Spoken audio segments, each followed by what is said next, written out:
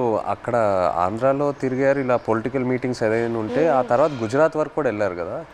ఢిల్లీ వరకు వెళ్ళారు. గుజరాత్కి వెళ్ళా స్టేట్ దగ్గర ఢిల్లీ వరకు వెళ్ళారు. స్టేట్లకి ఫోన్ల వరకే, గుజరాత్ వెళ్ళలేదు.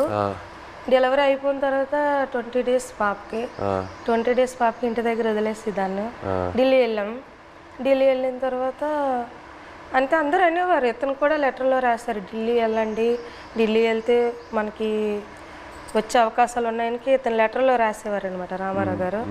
సరేలే ఢిల్లీ కొంచెం అది పేద పరిస్థితి కదా సార్, ఢిల్లీ అంటే మాకు తెలియదు, భాష తెలియదు, ఎలాగెళ్ళాలో తెలియదు. అలాగ ఉన్నప్పుడు కొంతమంది అదే పోలీసు వచ్చి ఇలాగ రండి, అక్కడ మీకు పని జరుగుతుంది, ఏం అవ్వదు, గైడ్ చేయడానికి ఒక అతను వచ్చి వెళ్ళండి అంటే సరేలే ఇంత పోరాడిని చేసి ఇదే చేయలేము అనేసి ధైర్యం చేసి వెళ్ళాం ఢిల్లీ. వెళ్ళిన తర్వాత అక్కడే ఢిల్లీ వెళ్ళిన తర్వాతే వీళ్ళు బయటకు వచ్చారు. అంతవరకు ఆ 14 నెలలు అక్కడే ఉన్నారు. అతను అంబాసిడర్తో మాట్లాడడం కానీ ఉన్నారనడం కానీ. మెయిన్ మాకు బాధ కలిగించింది ఏంటంటే పుల్వామా దాడి.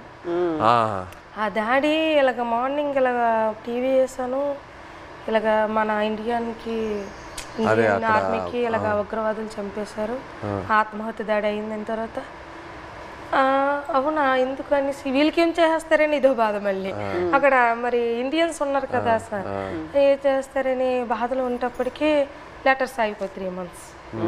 వచ్చిన లెటర్స్ బాగానే వచ్చి పుల్వామా దాడికి ముందు లెటర్స్ కంటిన్యూ అయ్యాయి. మేము పంపించింది అతనికి వెళ్ళేది, అతను పంపించింది మాకు వచ్చేది. కానీ పుల్వామా దాడి తర్వాత స్టాప్ అయిపోయింది. 3 months వరకు ఒక్క లెటర్ రాలే. ఇంకా మాకు ఇంకా టెన్షన్ ఇంకా ఎక్కువైపోయింది, అదో బాధ అనేసి ఇలాగా మరి ఇంకా లేదు ఉండొద్దు ఎక్కడ ఢిల్లీ వెళ్ళిపోతాం అనుకుని అందరం 22 ఉమెన్స్ అందరూ ఇంకా లేదు పదండి అనేసి 22 మంది వెళ్ళిపోదాం, లేదు ఇంత మా ఓన్ డబ్బులు అనుకుని పదండి అనేసి ముందడుగేస్తాం అంతే. ముందడుగేసుకుని వెళ్ళిపోయామంతే. వచ్చిందో రాందో వెళ్ళాం. అక్కడికి వెళ్ళిన తర్వాత జయశంకర్ అని విదేశాంగ మంత్రికి కల్పించారు. ఇంగ్లీష్ రాదు కదా, ఏదో మా తెలిసిన భాషలు అంటే అతను మా కన్నీళ్ళు చూసి అతనికి అర్థమైపోయింది అనమాట. ఓ ఇంత బాధపడుతున్నారని ఏడుస్తాను. మా ఆవేదన చెప్తూ మా కళ్ళని నీరు వచ్చేస్తుంది. అది చూసి పాపం అతను తట్టుకోలేకపోయారు. వెంటనే ఫోన్ పాకిస్తాన్ చేశారు. మన ఇండియా అంబాసిడర్ చేసిన తర్వాత పర్లేదు ఉన్నారు, ఇలాగ వస్తారు అని చెప్పారు, జనవరి కల్లా వచ్చేస్తారు అన్నారు. మా దగ్గర చెప్పారు జనవరి కల్లా వచ్చేస్తారు, రాకపోతే మీకే పాకిస్తాన్ నేను తీసుకెళ్తాను, నేను భరోసా ఇస్తానని మాట ఇచ్చిన తర్వాత అప్పుడు ఇంకా హ్యాపీ అంతే. అతను అన్నట్టు జనవరి కల్లా మాకు ఫస్ట్ కల్లా అక్కడి నుంచి లిస్ట్ వస్తుంది అనమాట. గనగల రామారావుకి వాళ్ళ భాష వేరే కదా సార్, గనగల రామ గుణగల్ల రామారావు, కేసుమర్రికి కసమర్రయ్య అన్నట్టు సార్. ఆ లిస్ట్ కూడా రాంగ్ వచ్చింది అనమాట. గనగల రామారావుకి గంగల్ రామారావు. సో మీరు కన్ఫ్యూజ్ అయిపోయారా ఎవరు అక్కడ ఎవరు ఉన్నారు ఏంటి? సరేలే అది ఉర్దూ భాష కదా ఏమో ఇలాగ తెలుగు ఇలాగ రాశారేమో అని మాకు మేము ఆలోచించుకొని వచ్చేస్తారు అన్నట్టు. మీకు ఆ టైంలో ఎలా అనిపించింది? సడన్ గా భయం వేసింది. పేరు డిఫరెంట్గా ఉన్నప్పుడు 22 మందిలో 21 మంది వెళ్ళిపోయి నన్ను వదిలేస్తారేటని ఒక ఇది. వీళ్ళు కావాలని వాళ్ళకి రాస్తారేటో చెప్పలేం. పాకిస్తాన్ మీ పేరే తప్పేశారా?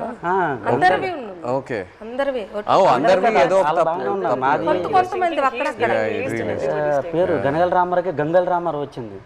గంగల్ రామారావు వస్తే మరి పేరు డిఫరెంట్ అయితే ఖచ్చితంగా వదిలేస్తారని అందరూ ఇండియా వాళ్ళు అంటుంటారు, ఇంతకుముందు ఉన్నవాళ్ళు పాత వాళ్ళు. నాకైతే రాత్రి ఇద్దరు రాలేదు. 22 మందిలో 22 నా పేరు రాకపోతే నాకు వదిలేస్తే నాకు నిద్ర పట్టట్లేదు, తినాలనిపించట్లేదు.